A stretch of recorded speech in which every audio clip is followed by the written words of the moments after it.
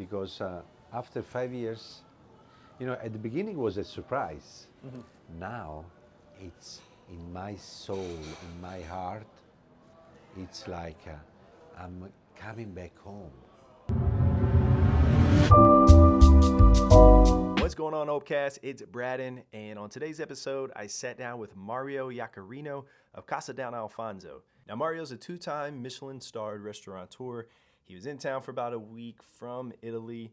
He said, here in St. Louis, everyone's very welcoming at the airport, which is really cool because he said he goes around the world and he praised our city. So we should take a little bit of pride in that, right? But he also shares the heartfelt inspiration behind Casa Don Alfonso, the family's rich culinary legacy, and how their authentic approach to Italian cuisine creates a dining experience unlike any other. Now, from Italy to right here in St. Louis, this episode is filled with passion, tradition, and a little taste of Italy. So sit back, grab your favorite snack, and let's dive in.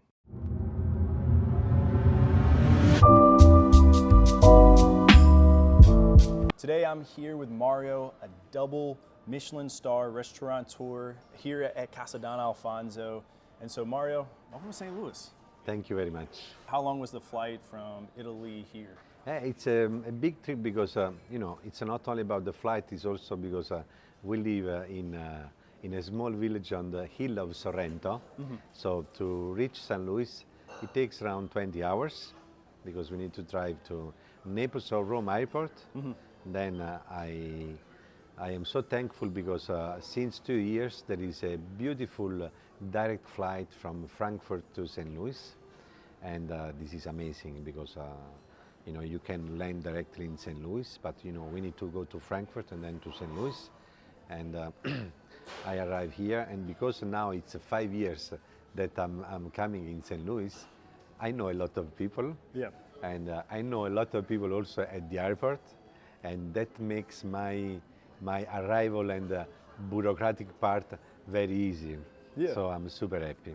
They're welcoming you in like, Mario, great to see you. Exactly. And they know they're like, even though they come to the restaurant quite a bit, they're like, okay, well, Mario's in town. Maybe we'll catch him there, right? Exactly. So it's an entire story because I come from a region of Italy which is famous to be a part of the world where the human relationship are very important, and in Napoli area, southern Italy, we can say specifically we come from a Mediterranean area, and Mediterranean people are very warm, are very kind, very smiling, so big communication, and what I found here in this place of United States are exactly the same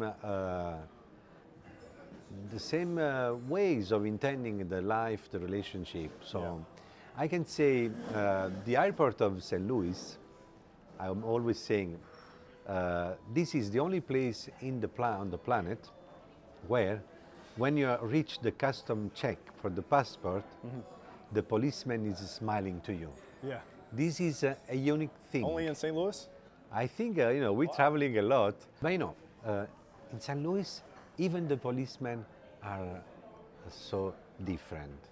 And it's the only place where you start to have a conversation with the lady at the checking desk. Normally the people are so busy at the checking desk, they don't have time to make a conversation. St. Louis is the place where you can start a conversation when you're checking in. So this is a unique place. It's that Midwest hospitality, just, hey, how's your day going, Exactly. And it's one of the things I love about living here. Let's dive into Casa Don Alfonso back in Italy, because, we've known it here in St. Louis for a few years, but I don't know if everyone knows the story. What is a Casa Don Alfonso now is the result of a 120 years old story. And the story begins in 1880. So this is the year where my great-grandfather, Mr. Alfonso Costanzo Iaccarino, he was only 16 years old, and because he lost his father when he was a child, and he had 10 brothers and sisters. This 16 years old guy decided to immigrate to the United States, to New York City, He went to see the mother and saying, look, I would like to go to New York City, because in New York City there was already an aunt of him which already had a food shop in Brooklyn. So I don't know if you ever seen these beautiful white and black pictures Yes. where the Italian immigrant were realizing cooking the pasta in the street. So just to connect with the Casa Don Alfonso, what this lady more than 140 years ago was realizing in Brooklyn is what we are realizing here in Casa Don Alfonso after 140 years. That's the emotional story for me and for my family. So my great-grandfather went to the mother and said, look, I want to go to New York City I want to reach the aunt.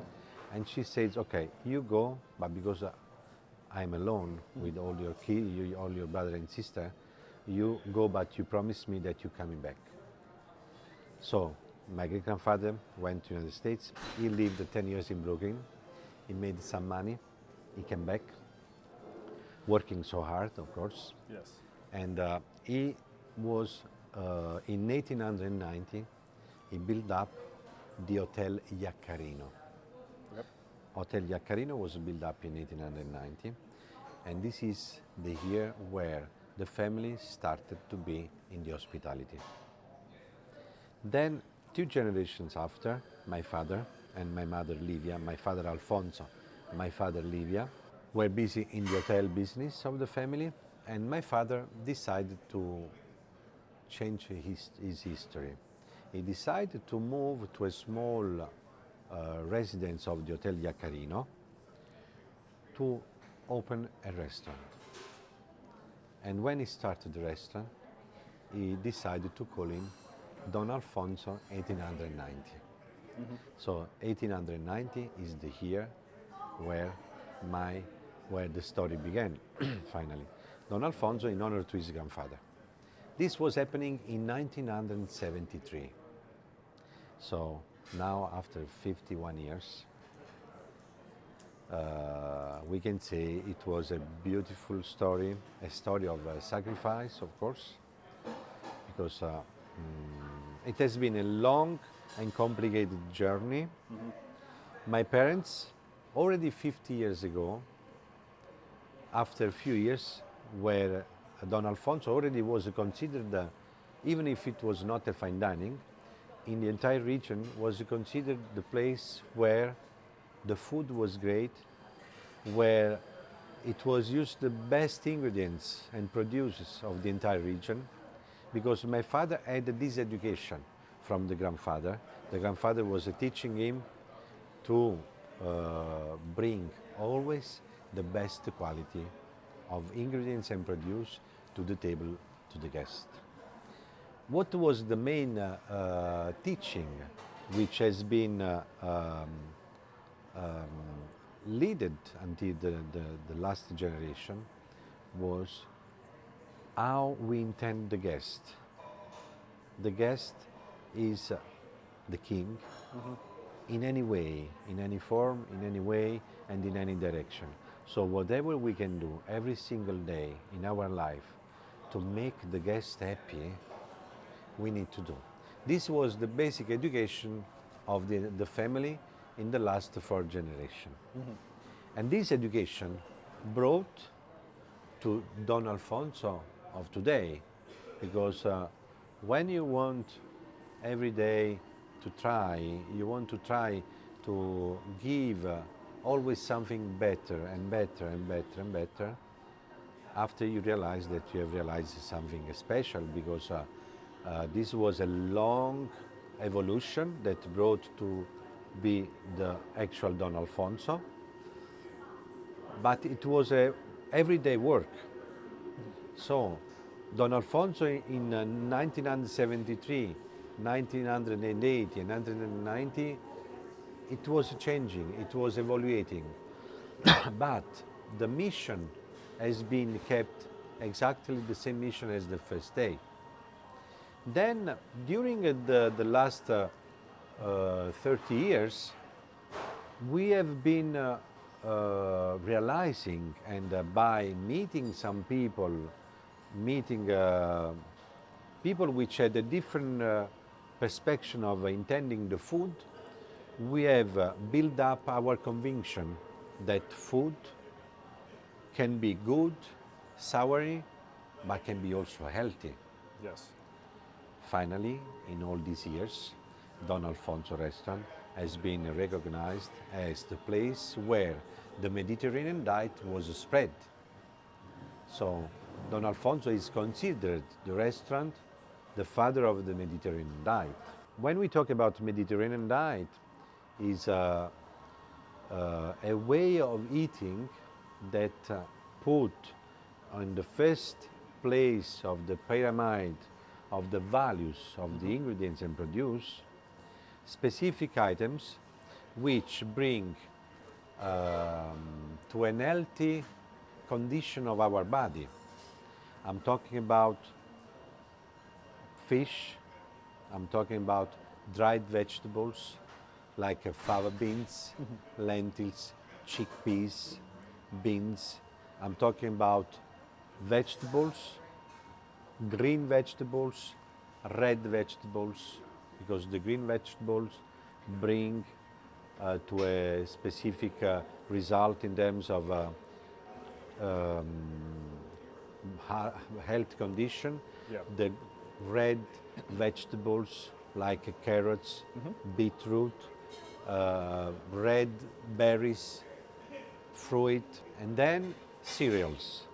So the basic of the Mediterranean diet, which statistically proved around the world that can bring benefits to our body, are shared between no farmed fish, so wild fish, vegetables, raw vegetables, dried vegetables, fruit, and the cereals. And of course, the king of the story of the Mediterranean diet is the extra virgin olive oil. We were focusing in the last 40 years, led by this conviction, to buy a farm, a piece of a property on the coastal side of the Sorrentine Peninsula, overlooking the Capri Island, to realize organic cultivation where the king was the extra virgin olive oil production and huge production of lemons. Lemons, so citrus and extra virgin olive oil, are the main protagonists of the Mediterranean diet. I just ate here last week and you're making me hungry right now. Absolutely, I'm getting hungry too.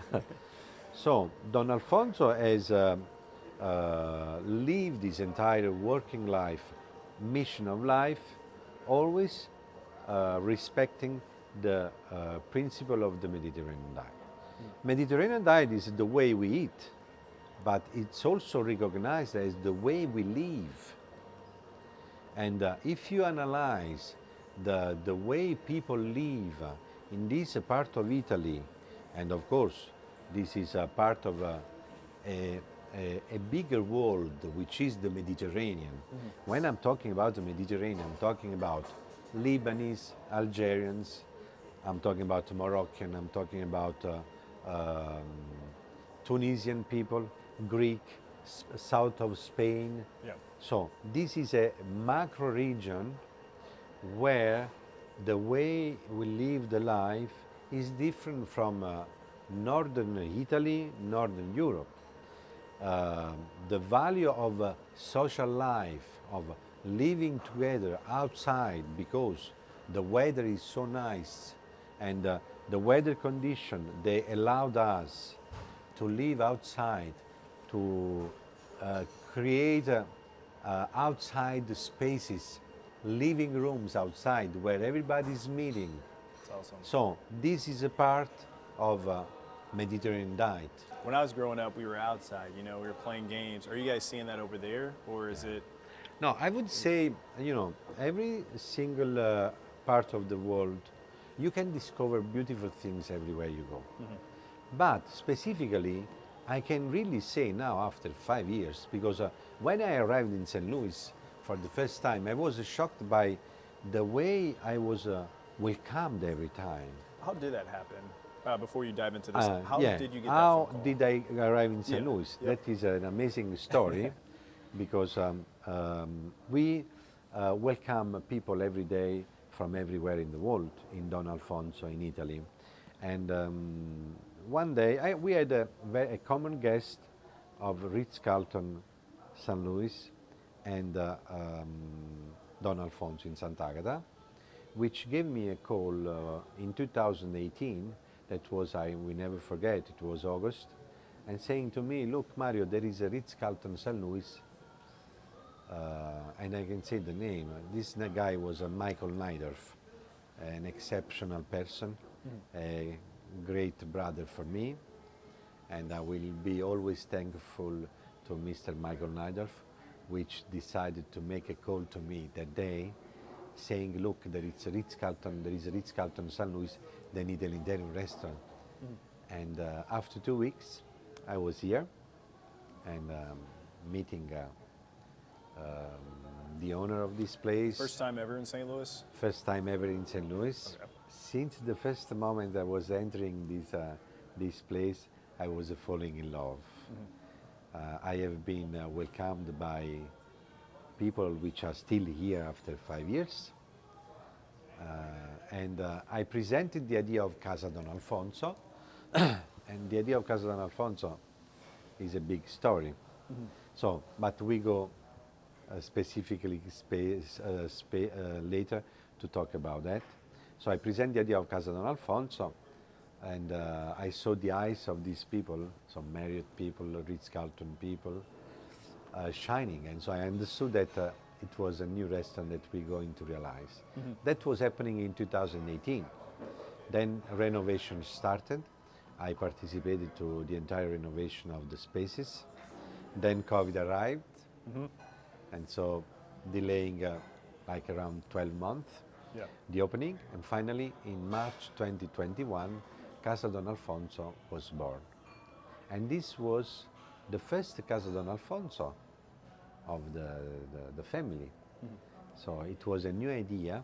I wanted to realize with the Casa Don Alfonso was not only a restaurant, was to try to realize a cultural experience for our dear guest.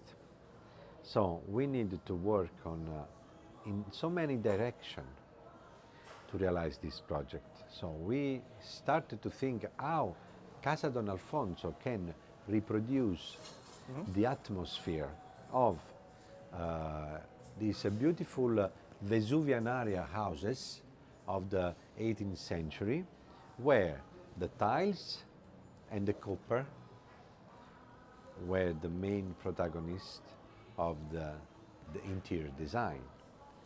That is the reason why you find in Casa Don Alfonso copper and tiles. The tiles are original, handmade by the oldest, the most ancient company of factory of producing tiles in the Amalfi Coast. Wow. The architect came to my place. They spent 7 days with me. We were going around. They were eating, breathing the atmosphere. Immersing themselves into... Exactly, immersing themselves in the context so they could come here and realize what they have realized here.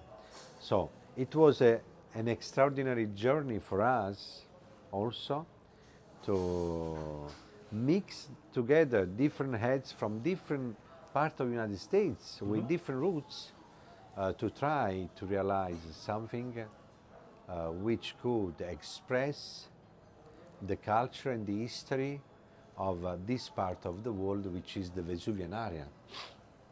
And Vesuvian area, it's very interesting because Vesuvian area is a huge tank of different cultures. When we talk about the Mediterranean southern of Italy, we need to give a eye, as I told you before, to all these countries which surround the southern of Italy, which brought a huge amount of knowledge. We can say the southern Italy has been influenced, has been attacked, has been visited by all these merchants, business people in the past, which were bringing produce, products, engineering knowledge, artistic knowledge, social life behaviors to southern Italy. So we are a potpourri, we are a mix, a fusion of, we are the sons and daughters of the Phoenicians, we are the sons and daughters of the Maghreb people, we are the sons and daughters of the Greek world, we are the sons and daughters of the Byzantine Empire. And we don't have to forget that this country were, through the Silk Road, were having a weekly connection with the Far East and with the Chinese world, which was very evaluated. And all these countries, through the Silk Road and through the shipping company of the Mediterranean area, they were bringing a huge amount of knowledge and culture to our region. So, Vesuvian area is such a beautiful place where if you visit for 2, 3 weeks, 4 weeks, you can understand how rich is this part of Italy in terms of culture. And we are the result of all this. If we use aubergine in our Neapolitan traditional recipes, it's because the aubergine were arriving from, South America, like the tomatoes. Yeah. If we use a chili pepper, it's because people 300 years before, they brought the chili pepper from the Middle East to our region. If we use extra virgin olive oil in our daily preparation, it's because of people from the Mesopotamic world. They brought to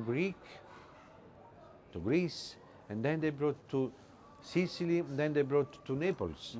So everything is the result of a huge influence and contamination. Down to the tiniest detail has been thought about, and it's a cultural experience when people come here. What did your family think when you first said St. Louis?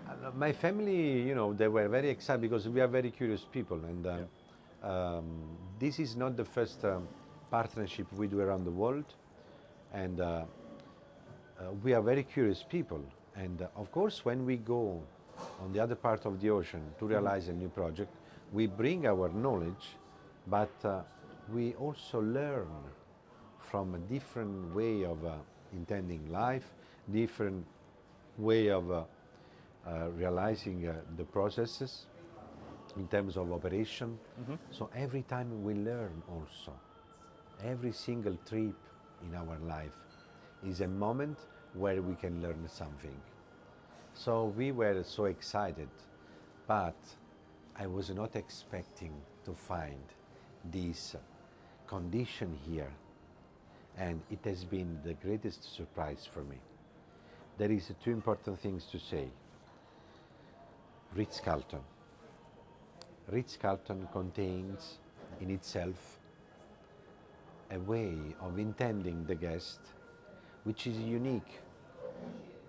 So Ritz-Carlton was, I could not find a better place to express our way of intending the hospitality as I could find in Ritz-Carlton.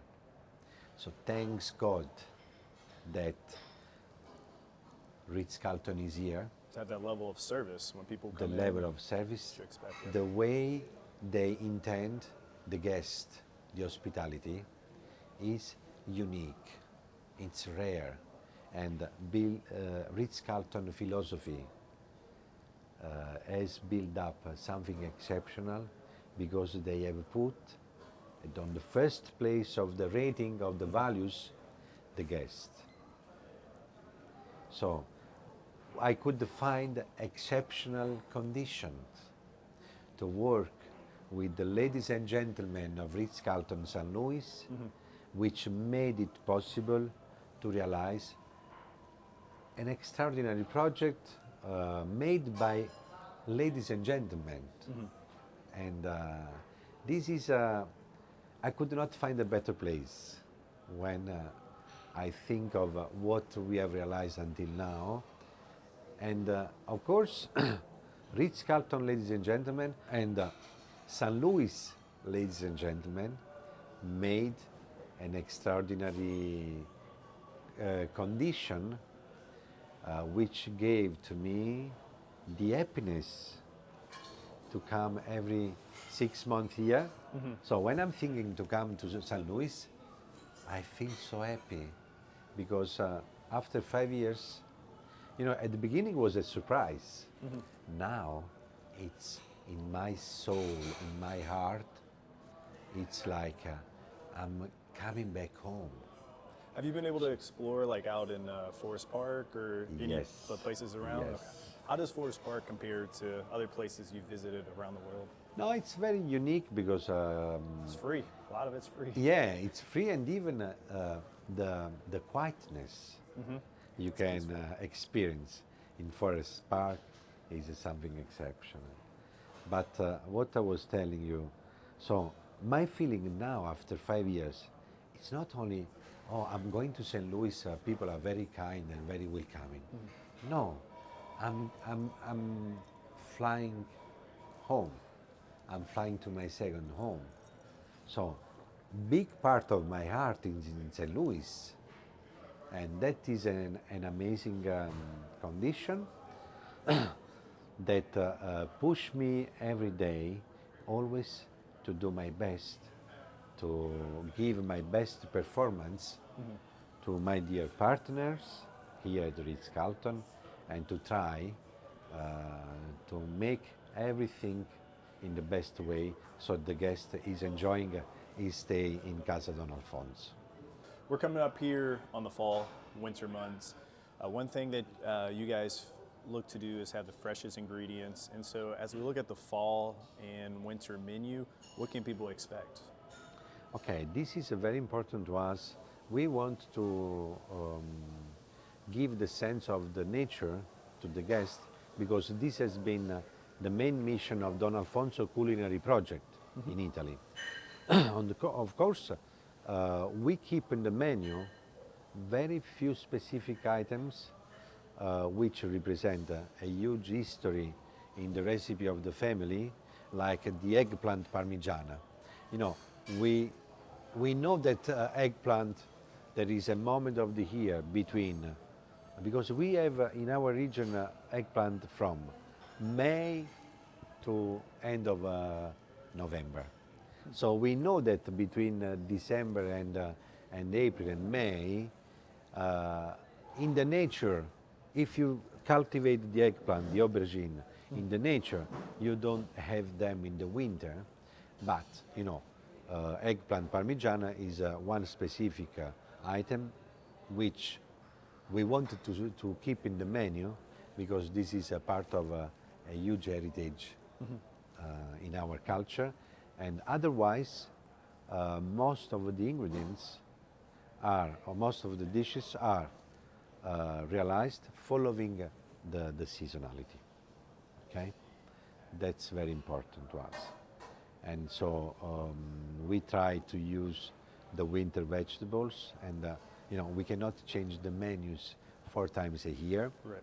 We come here 2 times a year, so we put together the winter and the early spring vegetables idea, and we intend another period which is late spring and the late summer selection of produce.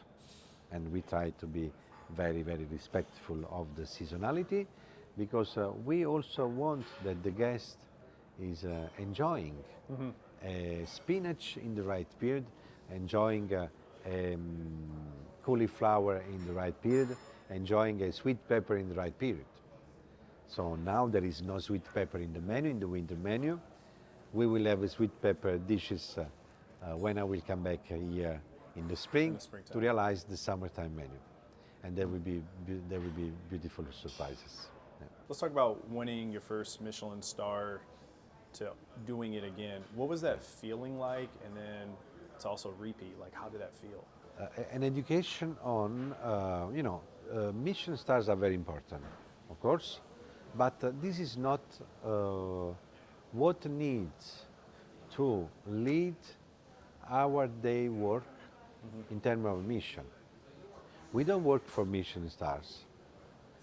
We work for the guest. And, everything we do every single day is related to the happiness of the guest. You can have a Michelin stars and no guests in the restaurant. We have not an education of like, oh my God, we need to have the Michelin stars or we need to keep it. No. We need to make the guest happy. So the stars can come, then they can go away because, you are visited by inspectors, and every inspector has a different perception of what you do. So we realize untouchable performances. And it's related to the personal perspection feeling of an inspector. So we need to make the guest happy. And when you see the restaurant and the hotel, how they have evaluated in the last 25 years, we can say, this is the right direction, because 50% of the guests which are visiting Don Alfonso hotel and restaurant are regular guests, are friends, regular guests, fans of Don Alfonso. And this is a huge percentage. You go back to your house after 17 hours spent in your place taking care about the guest. And what is your reminding before you sleep is a smile and a hug and a kiss of a guest saying thank you. Making people happy. Yes. So that makes us happy.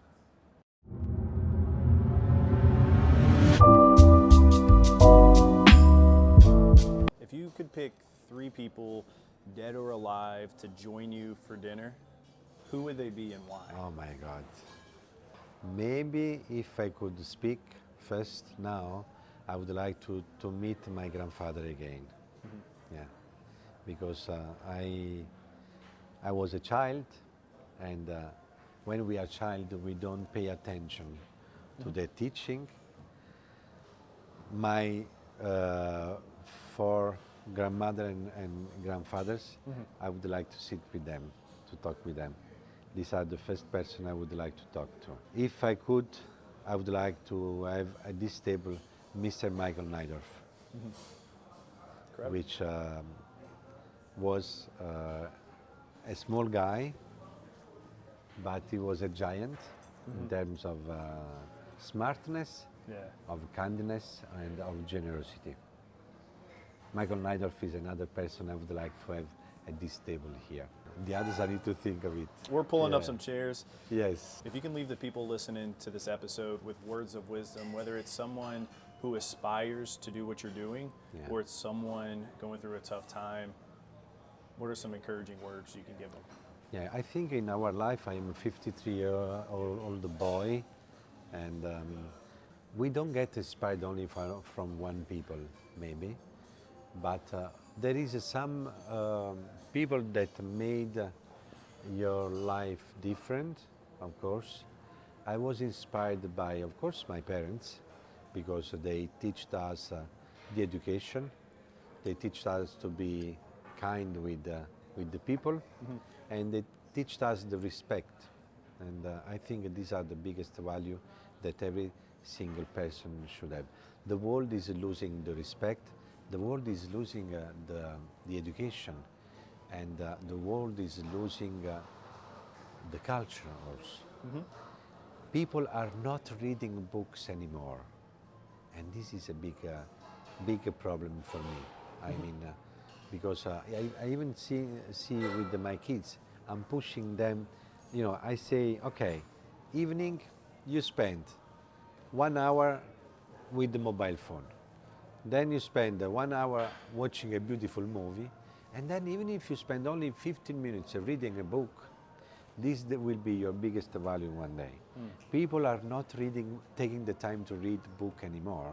So how we are getting information by images, we are squeezed, our brains are squeezed of information, All the time. but everything is very superficial. So let's take the time to go deep inside the information. Let's take the time to read the books, because this is giving us a deeper knowledge, which can let us be different from the other 95% of the population. To be more understanding and have empathy, I think reading will help with that. One thing we talked about off camera is music. So this one's a very casual. Who were you listening to on the flight over, or does it vary by day? Okay, I'm a big lover of blues, of course. Oh, you're in I St. could Louis. I could not land in a better place.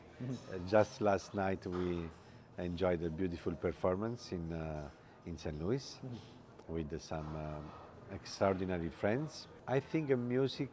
I listen every day when I have time to a different music. Every day I need a different music. Like every day we need a different color with the dresses. Like every day we need. Today we want to have a fish. Tomorrow we want to have pasta. After tomorrow we need more tomatoes than vegetables. So I think the music needs to be a very important, to be a part of our life, and I get inspired by the music. What I listen at most is jazz, blues, and of course beautiful Italian songs sometimes. But I'm attracted by different kind of music. Well, Mario, that's all I had for you. Everyone, make sure to visit Casa Don Alfonso, and I really appreciate your time. It was a great pleasure sir. Yes. to host you today, and hope to see you for a dinner. Yeah, for Thank sure. you so much. Thank you. Thank you. Bye bye.